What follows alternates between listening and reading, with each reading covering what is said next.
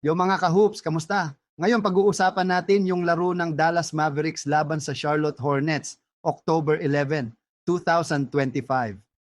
Preseason lang, pero ang daming interesting moments. Sa simula, maganda yung takbo ng Hornets. Si LaMelo Ball, relax lang pero ang linis pa rin ng mga pasa. Tapos si Miles Bridges, solid pa rin sa loob. May isa siyang dunk na talagang nag-set ng tone para sa Hornets. Dallas naman, medyo mabagal start nila. Pero nung pumasok si Klay Thompson, ayun, bumalik yung rhythm.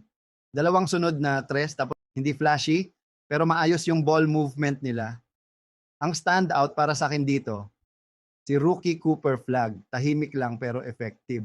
May steal siya tapos fast break dunk. Simple, confident, hindi pilit. Mukhang may potential talagang tong bata na ato.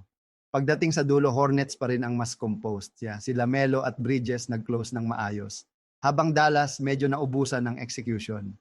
Final score 120 to 116 Hornets panalo. Chill game overall.